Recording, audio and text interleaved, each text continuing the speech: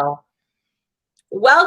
Hello, everybody. Merry Christmas, almost. Merry Christmas Eve. I'm Yes, Hallie yes. Bolio. Hey, Mike, how are you today? I'm doing well. I'm juggling kids, but I'm doing well. Dude, we're all And juggling something. If you're I'm not telling juggling you. kids, you're juggling something. Fur baby, Yes. something. I don't know, right? Wrapping presents, something. Well, I'm really excited you're here today. And this is just kind of a fun, I'm going to use the words of our friend Andy Lieb. It's a pop up. We're just popping up and we're having some fun. And we are talking today about dealing with some hard feelings that come out of being lonely and what it means to be in that space. Hey, Laura. Yeah, if you guys are here watching this live, please say hello, drop your comments, and ask any questions that you have. Love to see you and hear your comments. So thank you. And if you're watching this on the replay, let us know that too. Happy holidays, everyone. I love everybody popping on right now on LinkedIn. Welcome, LinkedIn family. We really We're just gaining. wanted, yeah, we really just wanted to highlight some ways to, you know, work through some shit. I don't know how else to say it. Sometimes we just got to work through some shit. But Mike, why don't you share a little bit about kind of your story and your intention in wanting to talk about your own loneliness journey and how you've really moved through that and dealt with some of these painful experiences. Sure.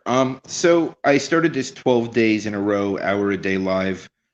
Started out with different hosts every single day, or as many as I can find during the holiday season, right? That would be willing to sacrifice some of their time with their family, which Hallie was one of them. So thank you. You're welcome. And it's the reason I did this is because I spent my whole life feeling alone.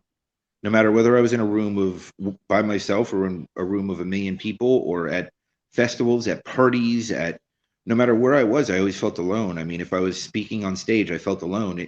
It didn't matter the atmosphere. It was an internal feeling. I never felt like I fit in. I never felt like I belonged anywhere. And it took me 41 years to start addressing those issues.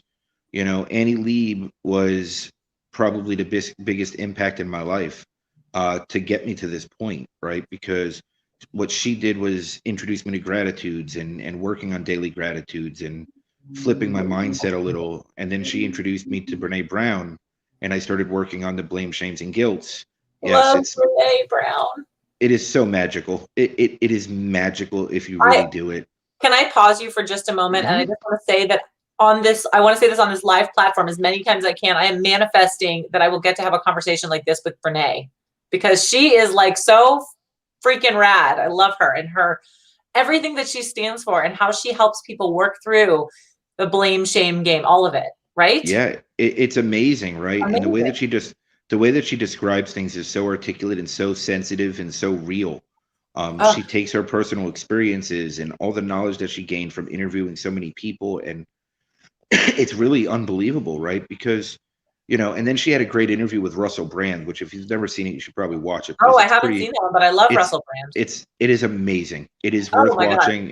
It's Yeah. over an hour. It's over an hour long, but it is absolutely amazing. Okay, I'm gonna find Um, that. Brene Brown. Everyone note that. Brene Brown and Russell Brand. Because yes, the two of them, he's fire too when it comes to mindset he work. is. Oh He my is God. 100%. You would Yeah, I never mean, know.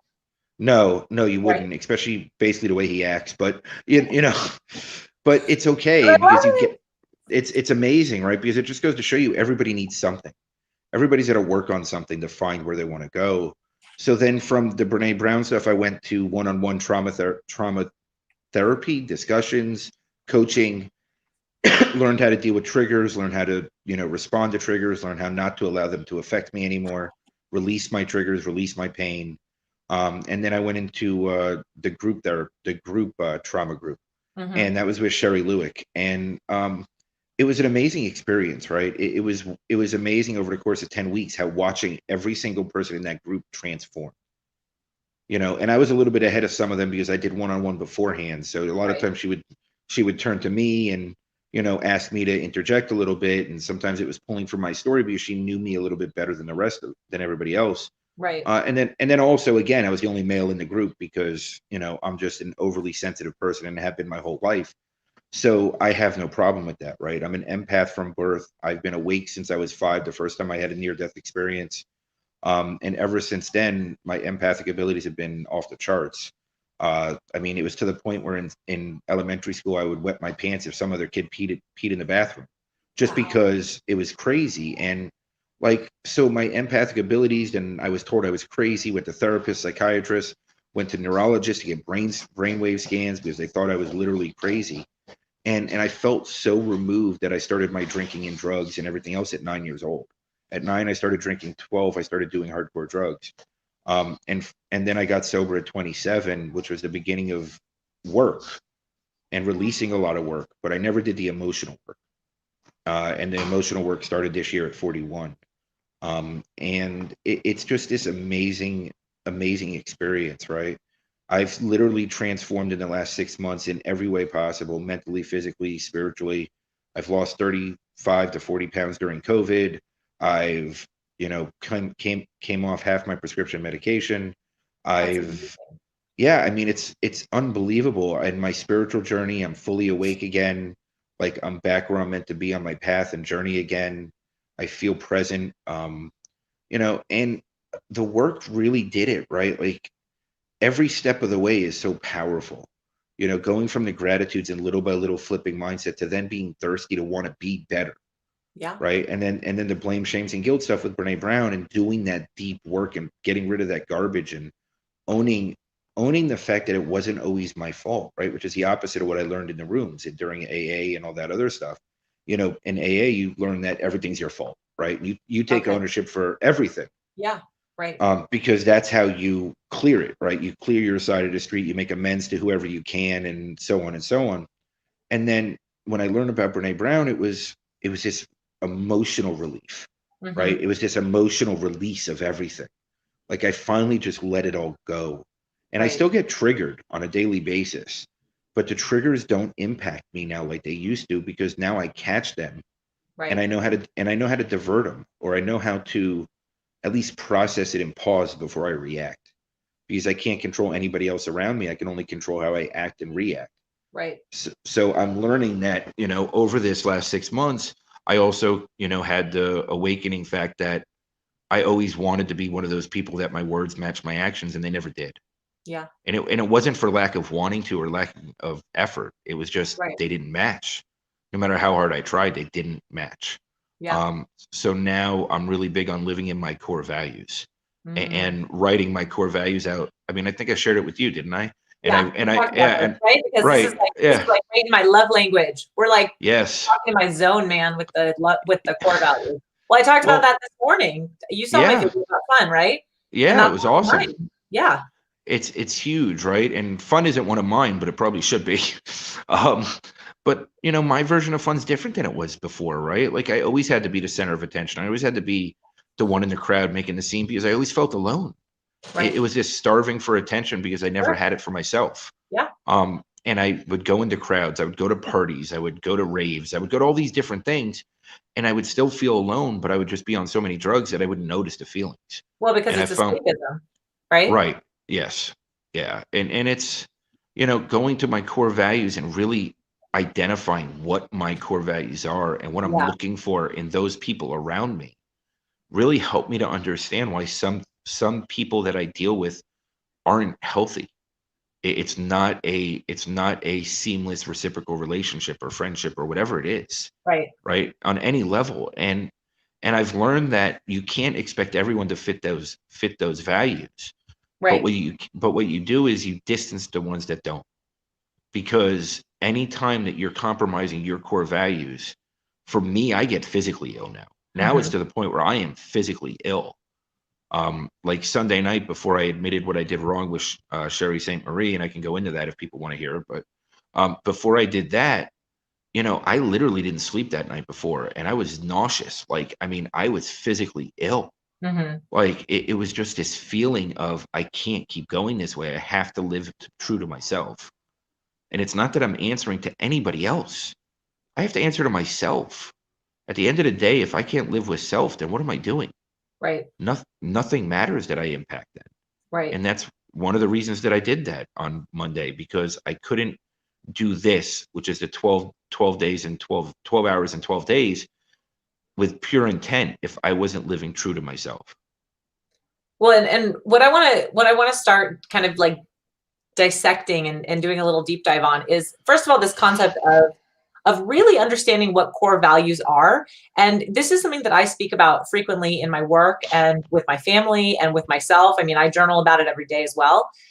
But I don't think that it's kind of a commonplace vocabulary unless you're in the personal development world, unless you're a coach, unless you're somebody that studies personal development, that dives into greats like Brene Brown, for example. You know, these words, we know what the word values are, and we talk about that, but we don't really think about it in terms of like, what are my core values? As in, when we are adults, I don't think that that's something that we're taught to consider, to think about on a regular basis. And part of my intention and my mission is really to start changing the narrative, you know, culturally, that we do start really understanding what are our core values, what are our drivers for being the person that we are, what are our influencers internally for how we take our actions and who we spend our time with. Because, you know, my journey, my story is a bit different than yours, Mike, but it was like running on autopilot. And it's kind of the best way that I can describe it. I think we have some overlap here where, you know, I was doing this kind of autopilot situation. And the thing is, I was quite successful. Like, I was quite successful both at running on autopilot and also in what I was doing. So for example, you know, my family was good. My job was pretty good. You know, my finances were decent, you know, all these things, right? Like on the surface, if you looked at, you know, my Facebook page, everything looked cool. It looked great. It looked shiny. But on the inside, I wasn't in alignment, which is what I'm hearing you talk about, is this misalignment. And so for me, that was really the most challenging part, was feeling on the inside like I was crumbling, and also like I wanted to escape. I was angry. I wanted to like destroy. I literally felt like I had to destroy every fabric of my being because I was in such misalignment and I did not know what my core values were. I didn't even know that term. So if you had asked me 5 years ago, you know, what are your core values, Hallie? Who do you want to spend your time with? Who are you? What is your purpose? I would not have been able to answer that question at all. Like, I would have just stared at you like, are you kidding me? Who are you? You know, and like walk away. Right. And the funny part is, I'm not even sure where I picked it up, right? It could be any of the books that I've gone through. I listen to so many audiobooks now because I'm a really good passive listener, and I really absorb it that way. Yeah. Like Brene Brown, Daring Greatly, I think I've listened to 9 times now, right? So like if something resonates, I'll just keep listening to it. Yeah. And somewhere along the way I picked it up, right? And then once I got some type of understanding of it, I know that we touched upon it in Sherry Lewick's class as well, about core values and what they are and all those things. But once I got an understanding of it, I really had to define it for myself, right? Like, my core values are the unbreakable non-negotiables in my life that I have to live by. Yes. Right. And then from those, I was able to break it down, like I showed you, mentally, emotionally, and spiritually, or mentally, you know, whatever. And that's how I broke it down. And then what I'm looking for in somebody else in my life, in any type of relationship. And they don't have to fill every value. Right. But they at least have to align with some of them. Right. And to fit comfortably and synergistically. And here comes Sid. She makes an appearance. Sid, if you're going to be out here, baby, you got to lower that. Sid. Real life friend.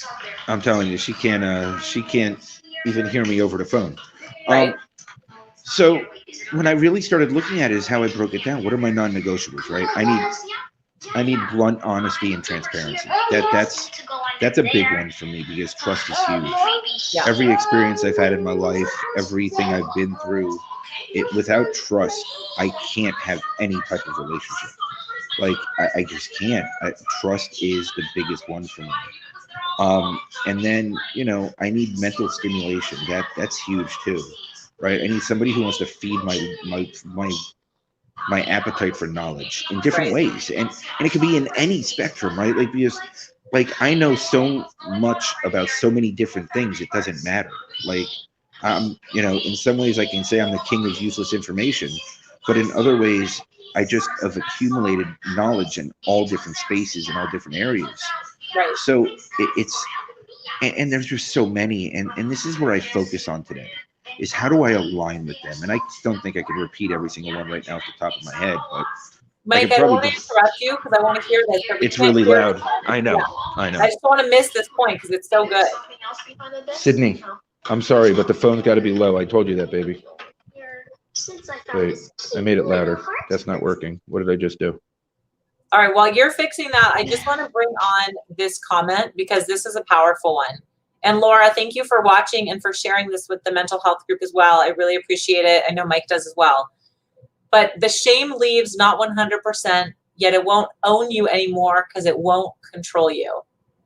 And to me, that's super powerful because yes, we carry all of these parts of us, all of these parts of ourselves, right? Kind of the good, bad, the ugly, all of it.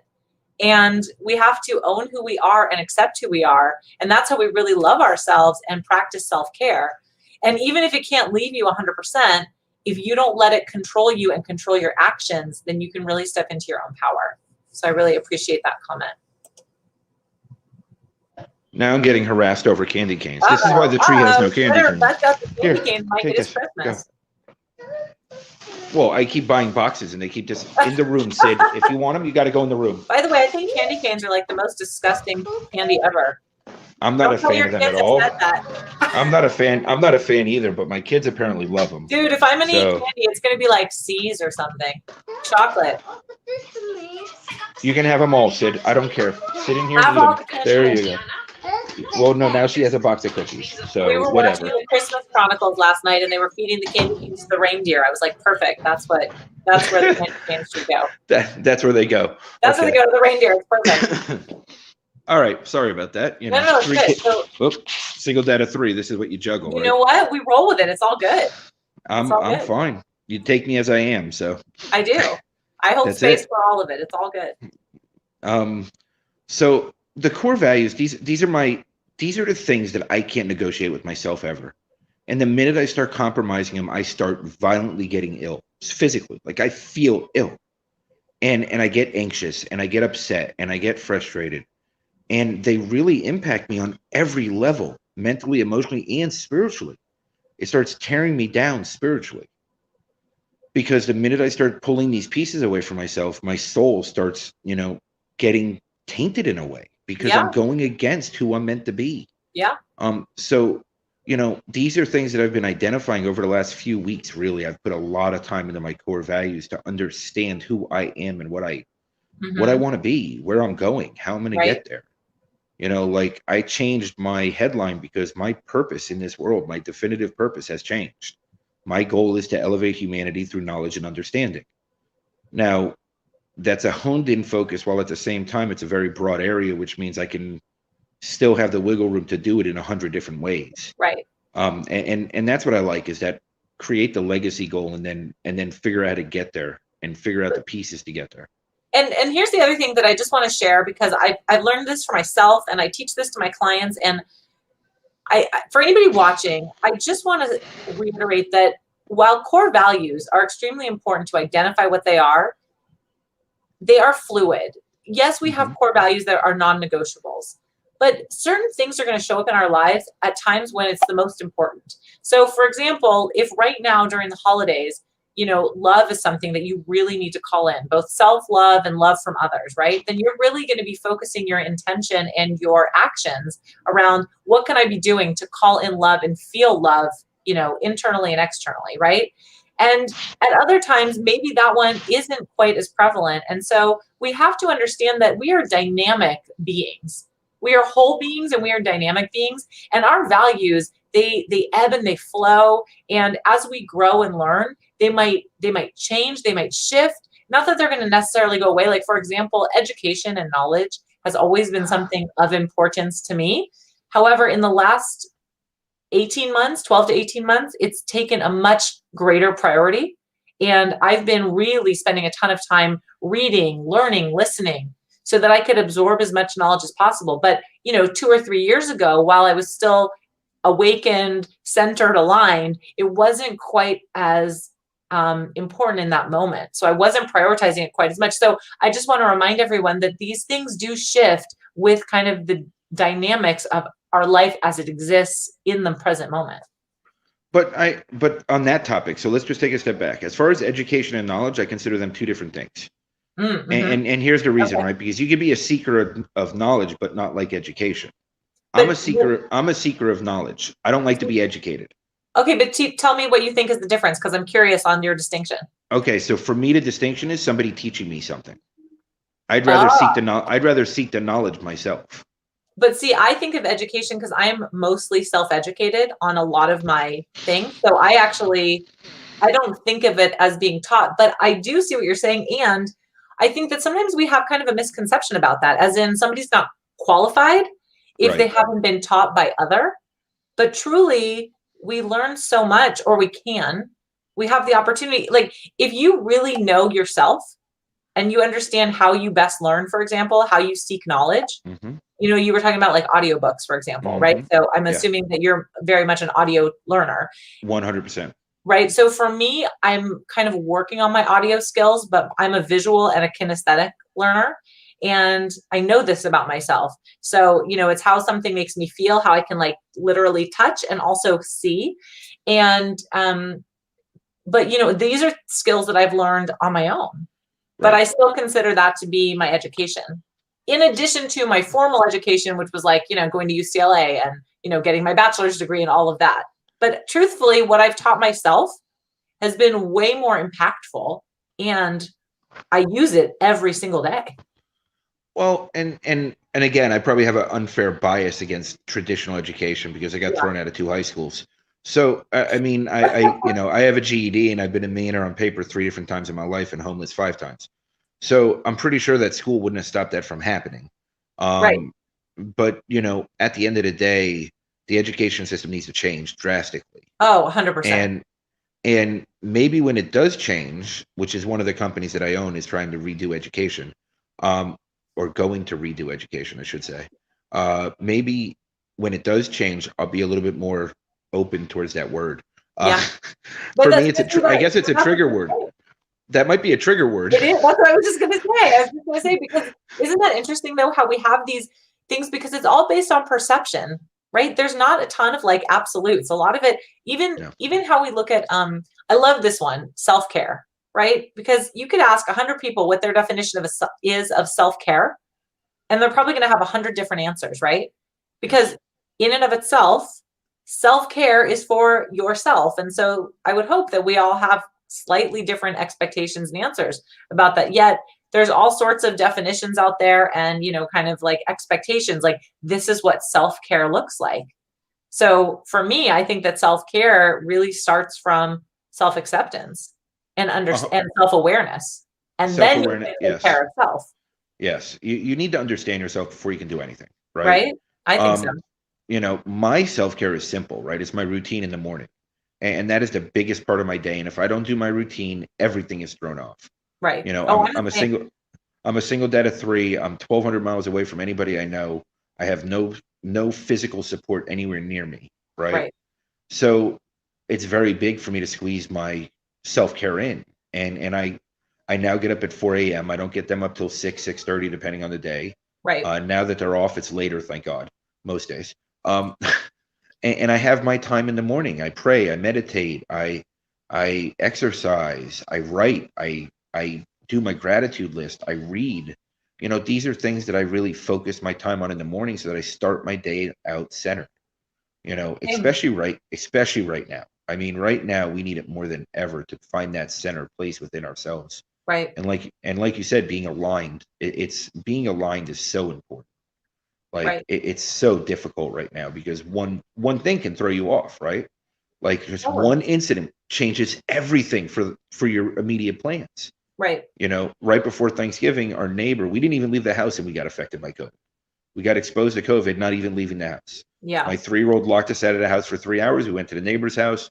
2 days later, she got a positive test, and we were quarantined for 14 days. Right. So it's, and it throws everything off. And everything is such an unknown right now. You don't know where it's going. And only thing you can control is self. You Right. need to find that peace within. And loneliness is really tied into that I because want I want to ask you a question, Mike, because you Mhm, talked about, and we've talked about this before, you had experience being homeless, you had mhm. experience where Well, you've, I never lived on the street. I mean, I was hotel hopping, and I was two or three nights I lived in my car with my kids, and then also couch surfed quite a bit. but you had some time presumably by yourself. Yes. Yes. Yes. So I want to kind of pick your brain on because there's so much value to being with ourselves and being able to sit with ourselves and really just appreciate who we are, right? Versus being lonely. And I think sometimes those words get kind of confused. And Hmm. I would love to get your take on that because I think it's a really important distinction to understand how you can find that love and solace within. And there's so much beauty when you can be comfortable being alone, which is something, by the way, that I have struggled with. Like, Hmm. I have been like, I'm an extrovert. I have struggled with being alone. I have struggled with it being quiet because it forces me to confront who I really am. Yourself. But the Yep. difference between that versus being truly lonely. So I'm curious your thoughts on that. To me, lonely is a state of mind. To Mm, me, well, okay. Lonely is almost like a feeling or an absence of being filled by others, which is the only way I know how to describe it. So mm. this is how I interpret it, right? Okay, yeah. I'm an empath, so I feed off, I feel others' energies. So what's ironic is I've been lonely in a group of, I felt alone in a group in a room full of people, but the lonely feeling never went away. And now that I came out here to remote Nowheresville, and I'm an hour and a half from a Starbucks, I mean, I'm That's truly really a alone. crime. Just Right. kidding. No, it is. It's funny. Like one of my coaches that I was working with, and now we're friends. He always said to me, he goes, "This is your defining moment. This is your Rocky Four moment. This is when Rocky goes to Russia, and he's stuck in the middle of nowhere. And what are you going to do? Are you gonna train and get yourself out of this? Or are you gonna Right, fall to it, right?" And I'll never forget that analogy because I love the Rocky movies, but at the same time, it just made sense. I am in the middle of nowhere. I'm in a town of 7,200 people. This is the smallest location I've ever lived in my life. Like I lived in neighborhoods with 7,200 people. Like this is insane. Like I mean, I right, was never more than a mile from a Starbucks or a Dunkin' Donuts or any of that. I Amazon Prime sometimes came same day. Living in South Florida now, sometimes it takes 9 days, right? Like I mean, it's crazy to me. I'm not used to this. right. But I had to come here to find myself, Mm.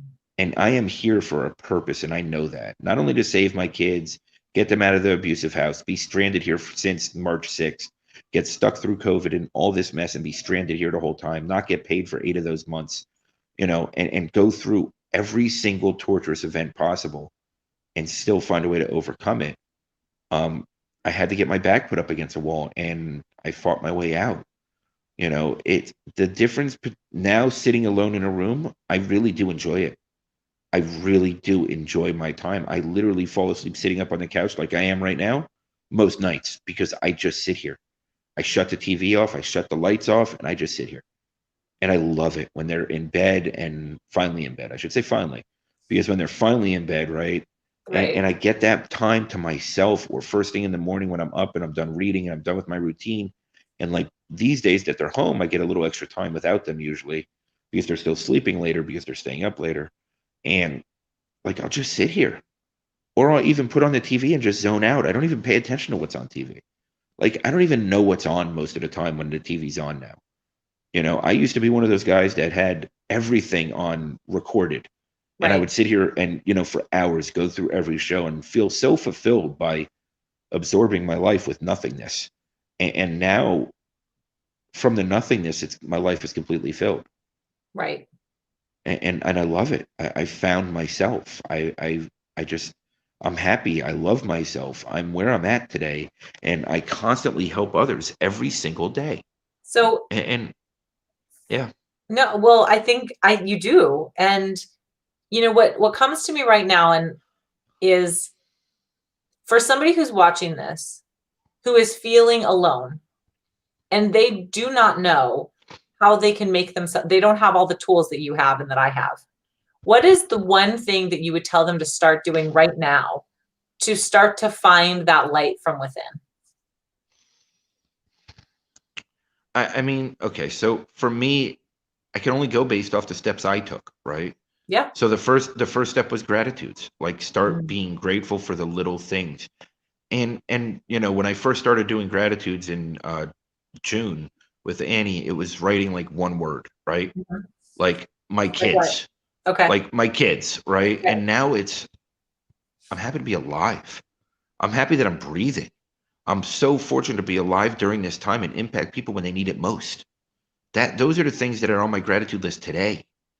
I'm thankful for the lessons that I learn every single day, because every pain that I feel is a lesson. And Yeah. it's not pleasant always, but you've got to go through that to get to the other side. Well, You I think culturally, we're very pain averse. Yes. And if we can understand the pain is temporary, Hmm. right? And if we can honor that, we can do hard things, right? We as humans, we can do hard things. Yeah. And if we can honor that, yeah, sometimes there's pain and it Hmm. hurts and it sucks, but we can do hard things and we can move through it. And when we do move through it, we come out stronger, because when we can be in that space of our pain and our darkness, that's how we truly find our light. 100%. And it's by taking these steps and by doing this work and looking within and really figuring out who we are, Mm-hmm. right? Because society defines us in so many ways, and we're labeled by so many different things. Right. I can't wait for the day that you go to apply for a job and you just put your qualifications. They don't want to know your name. They don't want to know your sex. They don't want to know what your sexual orientation is. They don't want to know if you're married or single. They don't want to know what your race is. They don't want to know anything about you other than your qualifications, Mm. because that's the day that we finally hit some level of equality. Mm-hmm. And we can't get there until we break down the isms. We can't break down the isms until we get rid of hate. And I don't think we can get rid of hate until we get rid of labels, Mm-hmm. because I was labeled many things as a kid. Right? I was the troublemaker. I was slow to develop. Then I was a gifted kid. Then I was ADHD. Then I was, there was always a terminology that they put on me. I was the black sheep. I was the outcast. I was the one that got along with everyone, but never had anyone close.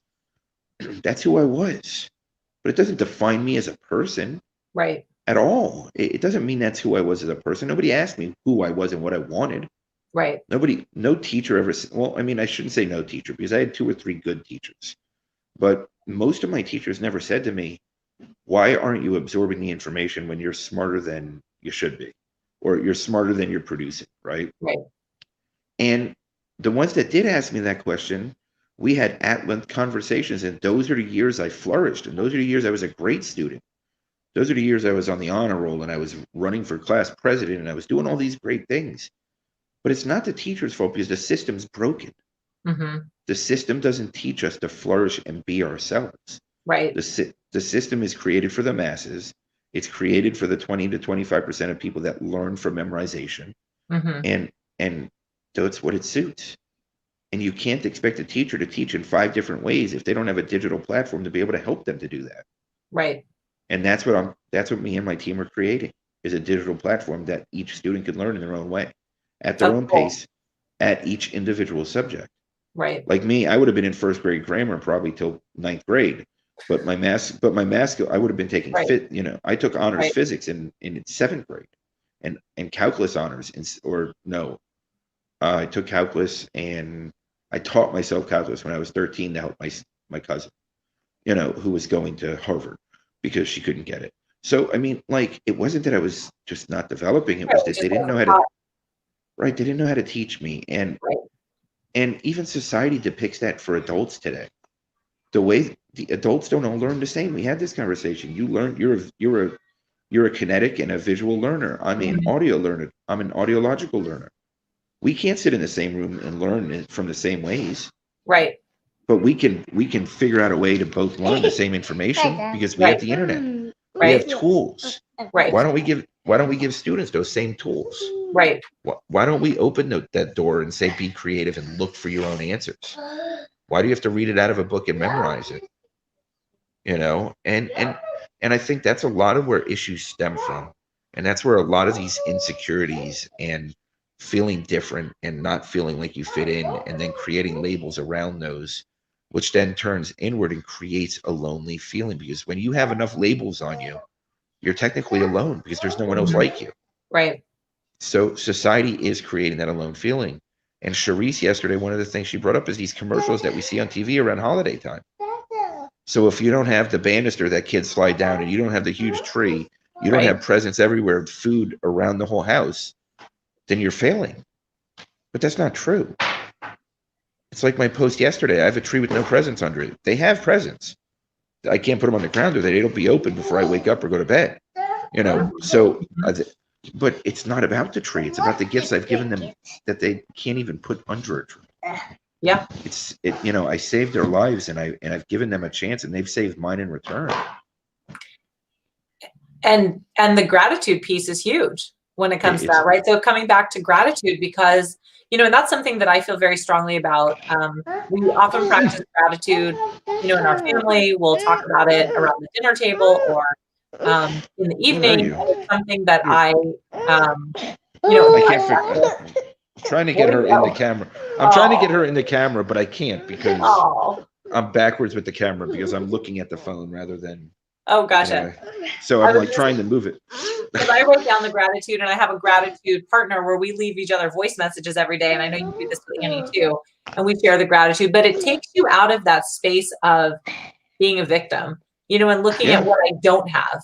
And, the thing I always tell people that are feeling really down, low, sad, or whatever they're feeling about gratitude, they say to me, what if I don't have anything to be grateful for? Then I challenge them. What about your senses? What can you see right now in front of you? What can you feel, hear, taste, touch, right? Smell, what do you have about you? What can you feel that the emotion that you can have gratitude for? And are you breathing? Are you breathing? Are you right? I mean, you're on the phone with me. Be go grateful. Go to the basic functions of being a human. Are you breathing? Are you alive? Then you have something to be grateful for. The expectations of the big house, the white picket fence, the consumerism, right? Yes. The labels, blah, blah. It's too much. And it comes back to let's kind of strip down, which is what I think that, this year has given to us, is the ability to kind of strip away. Not strip down, that came out wrong. Strip away all the layers. And I mean, if you want to be a nudist, that's fine too. No judgment. But, literally strip away the layers and figure out, who am I? What do I want? And what is my purpose? Yeah. And actually, it's a really good analogy to think about. Stand there naked in your bathroom. Look at yourself in the mirror. Just being yourself, totally raw and nude and real. And look yourself in the mirror and say, who am I? And just sit with that. And it's tough, right? Because oh my gosh, yes. Extremely tough. Sid, I know you're bringing me a box full of your toys and acting like it's a present for me to open, but I am on a live baby, so can you give me a few more minutes? No. You want me to open it now? Okay, I'll open it now. Okay, what's the present? Let's see. Let's see. It's a naked baby. Well, there you go. And two Fucos or whatever they're called.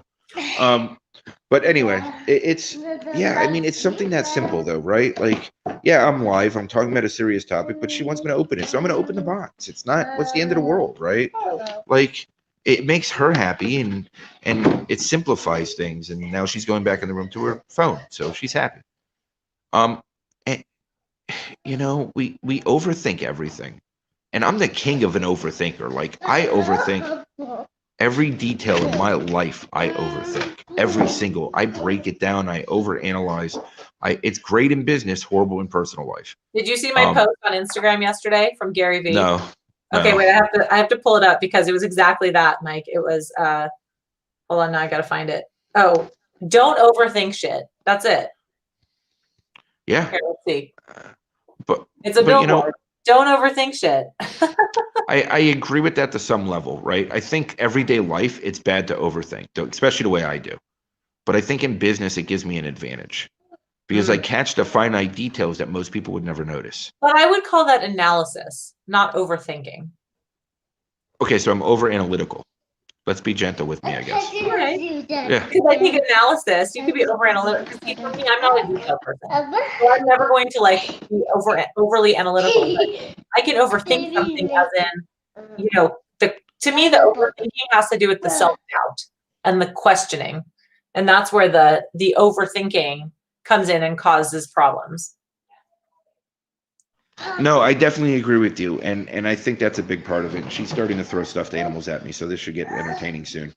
You might hear me duck and see a lamp break, but that's okay. I'll figure it out. But it's. Tell her I'll pull an oracle card for her if she wants. I agree, though. I really do agree. I think you're right. That's where that paralysis comes in. That frozen, right? Mm-hmm. Yes, when you get freeze, and I think what I've learned to do in a lot of ways is I stopped breaking down. Okay, I stopped breaking down the relationships that I have, any type of relationship, no matter what it is. Right. But what I do is I break down my actions and reactions. Because those are something I can control and those are something I can change. Right. And that's where I'm starting to find the healthy difference of where to do it and where not to. I think Gary V, I think, just had a much healthier upbringing than I did. So he's able to hear his story. It doesn't necessarily sound like it was a lot healthier, but well, I mean, he had his mom who always supported him and always told him that he could be the best at everything, but also called him in. I didn't really have that. I had a lot of passive aggressive stuff. But he had a lot of. He talks about all the failures in school and all the teachers that told him he would amount to nothing, and right. Right, but his mom also wouldn't reward him for that. She would say, "Do better, be better." Right. So I didn't have that. It was you're a failure. For me, it was different. I was abused as a kid. I had verbal and physical abuse for a while, and then things changed, and it wasn't that anymore. But it was too late for me at that point. Right. So for me, I have to learn this for myself now because I wasn't taught it in a lot of ways. And my parents tried to show me love, but I didn't allow myself to be loved ever.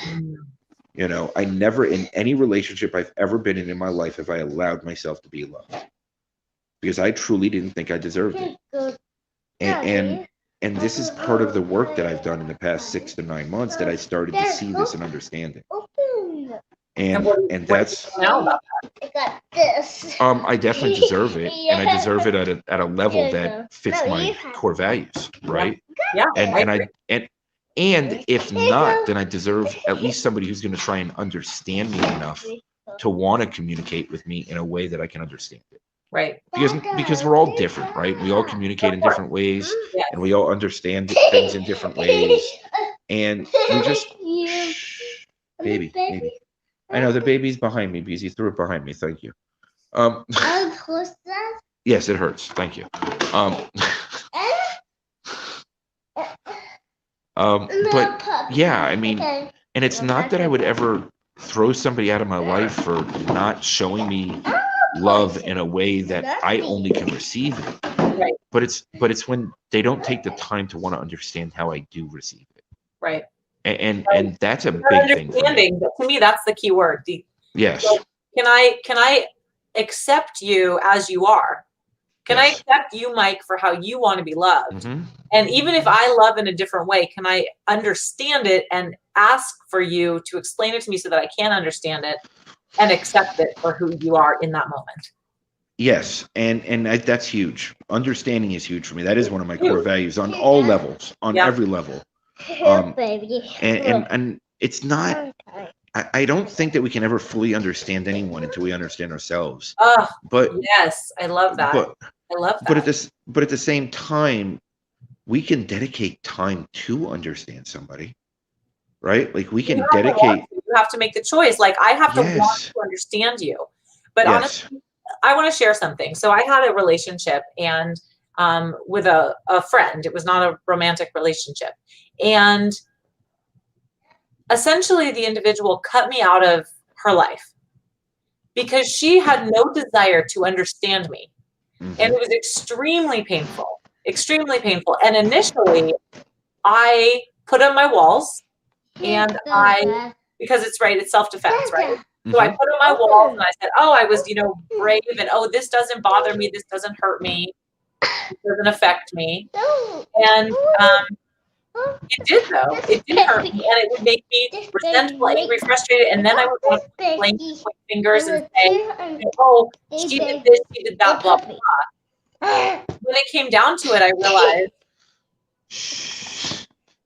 when it came down to it, and I finally like confronted my own feelings about the situation. And then I actually confronted her and I said, hey, look, here's where I'm at. Here's what's going on. And she said to me, point blank, I don't want to understand what you're saying. Like, she had zero interest. And honestly, it was the most painful thing at that point, was the most painful thing that she said to me was, I don't want to understand, because she didn't. And even though it was painful, like we already talked about, I felt pain, I felt hurt, I worked through it, and I actually rose out of it in such a stronger, healthier way, because I understood that it wasn't my issue, and it wasn't even her issue. It was just that she wasn't willing to understand, and so therefore we couldn't continue. It was just, it had to separate. But I grew out of that, and it taught me a lot about self and about relationships. And, I've always been somebody with a high EQ and social emotional intelligence and all of it. And even still, I still got hurt. So you can't stop these things from happening, but you can learn from them and rise because of them. And to me, my core values aren't something to avoid hurt with. Right. It's something for me to stick to so that I know where I'm at and what I'm expecting, or what I'm expecting from myself, right? Yeah. Or what I'm looking for myself, or for me to be in my comfort zone and be my freest self. Because my freedom isn't, it is being free to be me. That is my freedom. That's one of my values. I told you that. That's my word for 2021 too. Freedom, yeah. Yeah. But I think people really need to understand what that means, right? It's a very misused word. I think because it can be very like it can be kind of like the call of the victim too. Yeah, but freedom is really inside you. You have to be comfortable with yourself. Yes. And that's freedom. Yourself and yes. But you have to allow others to allow you to be yourself also. And that's part of where core values come from, is by letting others understand what works for you. Right. Sydney, it's really cold out. You might want to close that door as you're wandering around in a diaper. It's nice outside? I think you're crazy. Anyway, I still love you, but I'm curious I want to just touch on the love piece, because you said that it took you a while to really learn how to be loved and how to receive love, because you didn't understand exactly what you needed. Until that point, when you started to have that self-awareness, do you feel like you were able to give love? Not properly. I mean, because because it's an inside job. It's all an inside job. You can't trust somebody if you don't trust yourself. You can't love somebody if you don't love yourself. You can't live judgment free if you're judging yourself. You can't not expect things from others if you're still expecting things from yourself. And I know I just said that because I set expectations upon myself, which means at times I still do that with others. And it's not intentional. And it's something that I'm working diligently at. And it's something that I also know that I have to really fulfill. Sorry, she's carrying like 20 water bottles. Something that I really need to it broke the box. Something that I'm working on, because I know I'm not going to be fully free of self until I can live without expectations upon myself. And I keep doing the work, and I keep working on myself, and I spend every day and make sure I have time to do it. Journaling, writing, gratitudes, reading, always listening to new audiobooks, always listening to different messages, right? Or even re-listening to the same ones that I listened to 6 months ago, because my perception of the same message has changed and evolved. Right. So I'm going to hear something different 6 months later than what I heard 6 months ago. Right. And the message never changes, but our perception of it does. Right. And that's huge. And because that's it's huge. all in the perception, right? Yeah. Because I mean, it's I can huge. say something and you can hear it a different way today than you hear it 6 weeks from now. But also somebody else watching can hear it in a completely different way based on their own experience, their own history, their own stories, right? That's how perception works. Nothing is absolute. I mean, it has to come back to that, right? Everything is evolving and changing. and it's ironic because I'm now at a point where I have more female friends than male because I'm this sensitive male, right? And I'm a very sensitive, overly sensitive. I'm working on myself. I'm evaluating myself. I'm doing the deep work. And there's a lot more women doing it than men. So I seem to get along better with women because there's just not the pool of men doing it yet. Yeah. And as this feminine energy is now, you're not going outside, Sid. You need pants on. Just so you know. You're gonna go get pants? Okay. Take a while. Take your time. You know, as the feminine energy is now taking over the world, right? And it's starting to, the energy flows and the vibrations, they're all changing because of stigmas and that males have to be strong, males have to be this, we have to keep our emotions inside. You know, there's going to be a lot of issues and there's going to be a lot of rough times. Huh? Right? It's such a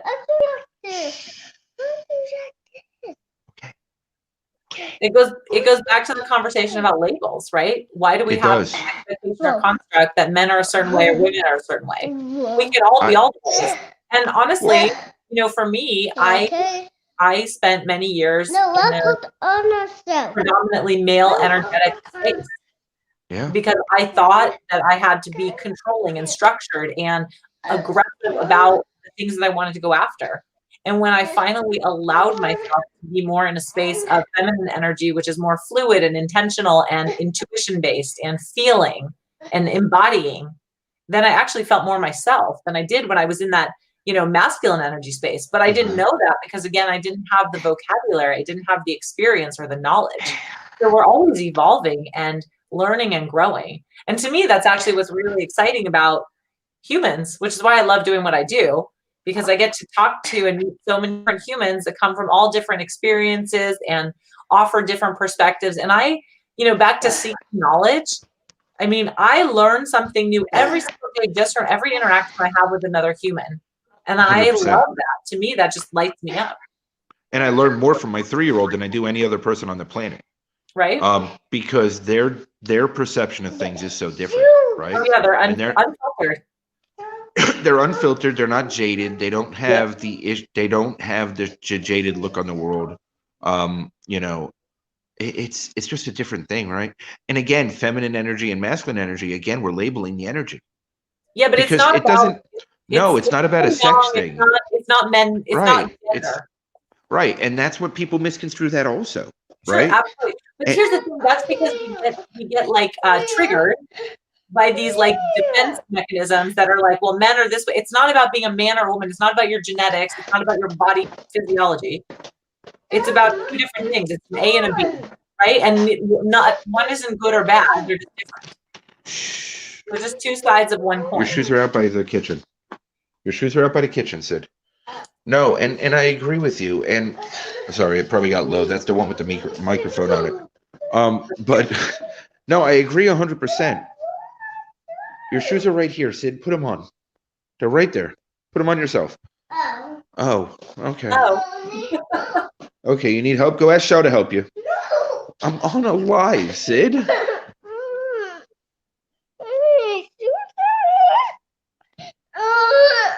So sit down and I'll do it. You got to get your other foot out too.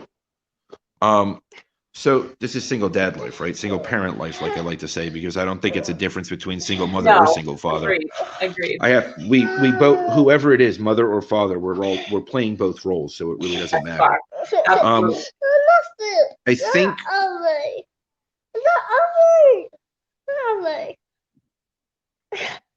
What are you yelling at me for? That's the wrong foot. I know my right and left. I promise you. You know, I think so much gets misconstrued in these labels that we put. And you're gonna stare at the fan for a minute. Sorry. That's fine. I need two hands to do the shoes. Yes. Sydney, breathe. Calm down, baby. So, you know, it gets so misconstrued with these labels, and we get so caught up in them that we just lose it. We have no control over any of our actions. Right. and the stigmas and everything else that control us and run us.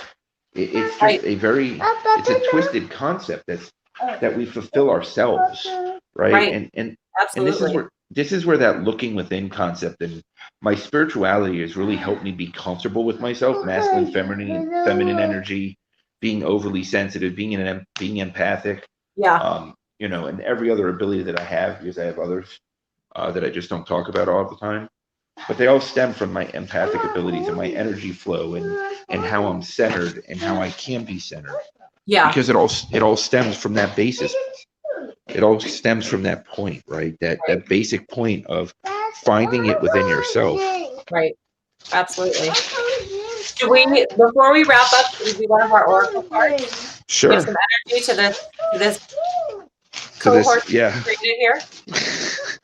It's with the 3-year-old rapidly telling me what to do. Right? All right. Yes. Well, what are you feeling? Which deck do you want me to use? Do you want me to show them to you again? No, use the fairy one. I like fairies.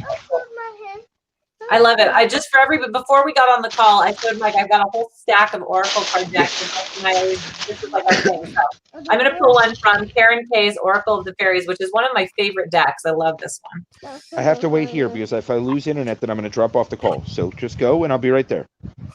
I can see you from here. Oh my gosh, it looks so beautiful out. It's probably cold. It is unbelievably gorgeous today. It is gorgeous. Like it's unbelievable, but it's cold. It's cold. Right now, it's probably in, I'd say, low 30s with about a 15-mile-an-hour wind. This morning was about 24 with, and I think about 18 or 16 with. I cannot walk yet, Sid. I'll lose the call. Okay, yes. Tell me when to pull a card, Mike. Now. Okay, we'll show Sid the fairy too. Maybe she'll like that. Okay, hey Sid, come here. You want to see the screen? Come here. Let's get out of the sun. This is the back. It's so pretty. I just have to show. Look, Sid. Look, how pretty is that? Oh, hi, honey. She's like, no, thank you. Okay, no. This is an interesting one. Wait for winter, which of course we just crossed over to winter. So let me read it. Yes. During the colder months, the fairy queen of winter will help you manifest your most heartfelt wishes as long as your intent is the highest good of all. Let me read you. I want to read you more of that. That sounds like exactly the card that you were talking about. Wishes or spiritual seeds made in your heart will come to fruition during the winter months. Like winter berries, ripe and full of promise. The fairy queen of winter, snowflakes on her wings, comes to remind you to keep your faith, to remember that all wishes, like seeds, grow in darkness until they're ready to burst forth into the light. Are you ready to receive your wishes? Part of the wishing process is to prepare yourself for their manifestation. This could involve removing any psychic ties or spiritual obstacles that have been holding you back from the full realization and birthing of your dreams into this earthly realm. Wherever you live in the world, you'll know the fairy queen of winter is nearby when the weather turns cooler or when you see snowdrops pushing up through the snow. This is a sign that your wishes, too, are soon to bloom. Remember that our wishes don't always manifest in the way we've envisaged. They will come to be in whichever way is perfect for all concerned and for the highest good of all. Be especially receptive to any ideas or inspiration that float into your mind around the magical time of winter. It's also the time to practice divination using winter-related mediums, such as snowflakes or ice, if you live in a country that has cold winters. If you don't, you can use ice cubes.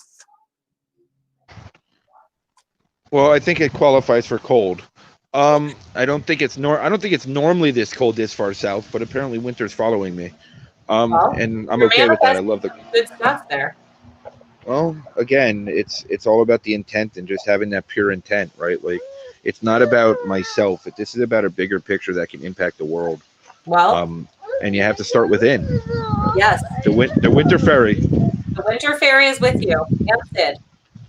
Yes, Sid, you have the winter fairy. She's beautiful. I'll send you the picture of it. So before we wrap up, do you have any final parting words you want to say to our audience? And no, I mean, I just want everybody to know that you're never really alone, and you don't have to feel alone. There are ways to overcome it. There are ways to work through it. and I'm available. Reach out, ask me. I mean, I know um, Holly's there. I mean, there's so many people. Halle Berry. Okay, sorry. The word relation, right? The word relation. I had to do it. Totally. But it's just reach out, right? And I talked about it yesterday again on my live that, and I did it the other day too with Annie. The helpers are the ones that never want to reach out because we always feel like we're a burden. But if the helpers aren't willing to reach out, then we don't give anybody else the honor of helping us. Yes. That's And great. we need to flip that. We need to flip that paradigm on that, because the reality is if we can't help anybody if we don't allow anybody to help us. I love that. And that's something that I've had to learn too, is ask for help. Ask for help, ask for guidance, ask for support, ask for love, and allow yourself to receive all of it. And just say hi. Yeah. Just say hi. Just be a voice. Smile. Now you're cold? You want 2 jackets? Okay, let's go find you a second jacket. This is my day.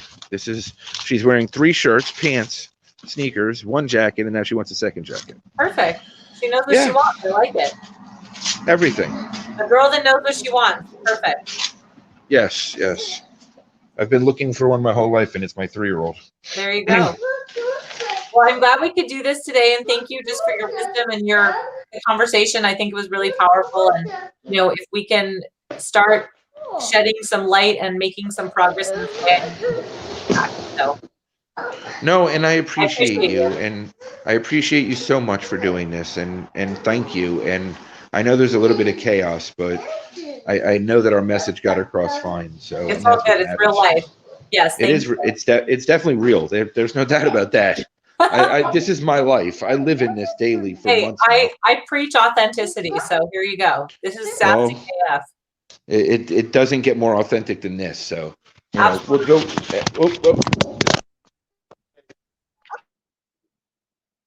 Well, did I lose you there? All right. I don't know if he's coming back, but I just want to thank everybody for watching, for your beautiful comments. Thank you for being here. Happy holidays. Sending so much love and light and energy to this crew. You guys have been amazing. I love reading what you've written, and I'm going to go back and follow up. Before we wrap and before I get to sign off for a little bit, I just want to pull an affirmation card from Sassy AF Affirmation Card Deck, because sometimes we just need one more set of words to really get us in the right frame of mind to feel good this holiday season. So, hi, Summer. Happy holidays, honey. All right, here you go. This is for everybody watching. I look amazing AF. That's your affirmation for the day. Have an awesome one. Happy holidays. Thanks for being here. I'm Halle Avolio. I'll see you next time. Bye.